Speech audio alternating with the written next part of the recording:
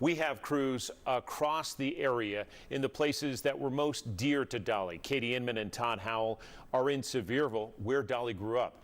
Libby Cunningham joins us live in Dollywood in moments, and Nicole Borman is on the UT campus as well.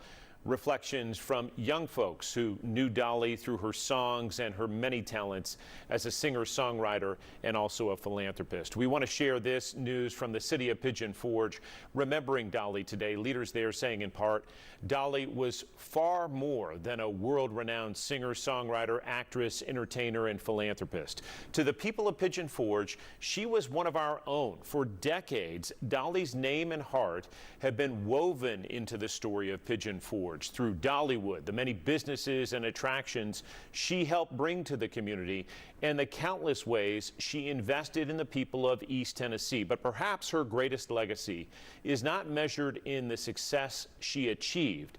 It is measured in the lives she touched.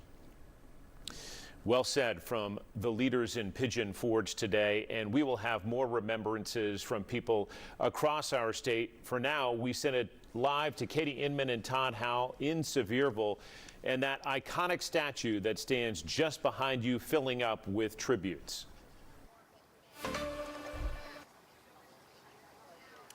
Yeah, John, we got out here just a little past 3:30, and since then, this pile of flowers, tributes, signs, balloons, it has continued to grow.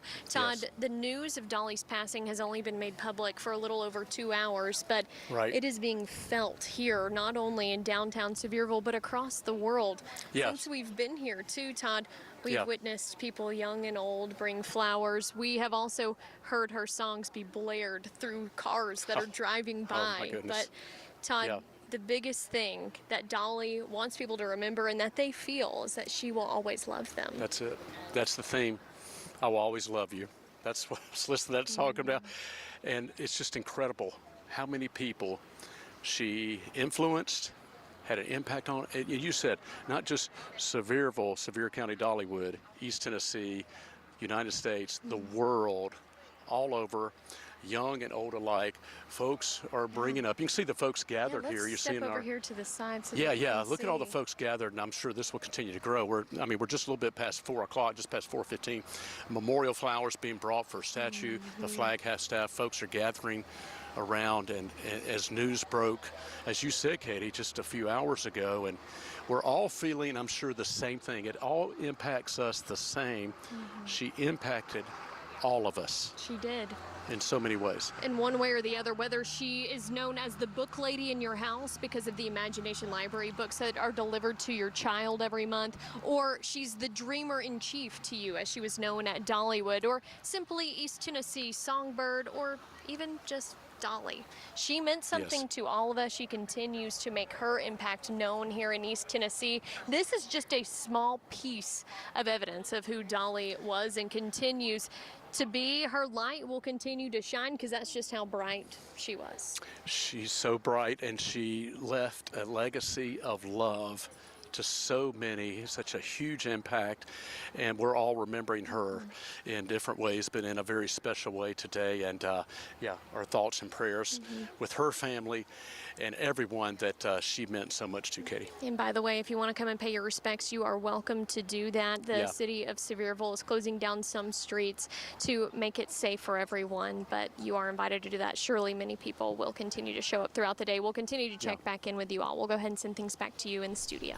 Katie and Todd live in Sevierville for us. Let's take you now to St. Augustine, Florida, where there is another tribute going up right now to Dolly and her legacy. Again, just to our south. Here it is, and this is going to be one of many we see pop up across the country. Let's take you to the West Coast and go live to Los Angeles, where Dolly's star on the Hollywood Walk of Fame is covered in flowers and memories from fans there in California. Again, that's a live look at Los Angeles. We are joined right now live with an interview from Sevier County historian Carol McMahon. And Carol, you went to high school with Dolly. I'm very sorry that you lost your friend, and just tell us how you learned this news and what you're feeling right now. Thank you. It is a sad day for me and for everyone in Sevier County, I turned the TV on just as they announced it this afternoon, and although it was a little bit expected, maybe down the road, it was certainly a shock when it happened. I don't think you can prepare yourself for news such as this. It's always been a little hard to grasp that an international icon grew up in our midst. She was always kind and always generous all of her life.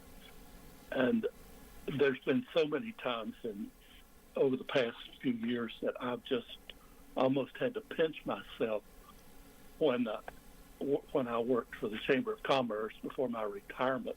I often would take media personnel from all over the world on tours, and invariably the first and foremost thing they wanted to see and talk about was anything to do with Dolly. She was loved everywhere, and not once in all those years have I ever heard anyone that had any kind of negative response to Dolly, and that's because she's always been kind and generous all of her life. What do you think what do you, I'm sorry to interrupt you, but I just want to know from you, someone who knew her personally, what do you think Dolly would want us to do in her honor, in tribute to her life? Oh, I think the very words I just said, she would want everyone to be kind and generous to everyone. Dolly always stayed above politics. She stayed above getting involved in any person's religious faith. It didn't matter to her who they was, where they came from, or where they were going. And I think that she would like for the world to be like her example. Carol, we appreciate your time. She certainly walked the talk, and it's very good to hear from a classmate of hers on this sad day. But certainly your memories help us process what is a loss for, as you said, the world. And if I may, just on a personal note, a few years back I wrote an article for Smoky Mountain Living magazine about Sevierville. And much to my surprise, a few weeks later, I receive a package in the mail, and I open it up, and it's a copy of that magazine signed by Dolly Parton was encrypted across. Says, "Thank you for loving our hometown." She never forgot where she came from or who her friends were. Carol, thank you so much, and our hearts go out to you and the people who knew her best. Thank you for sharing that memory with us today.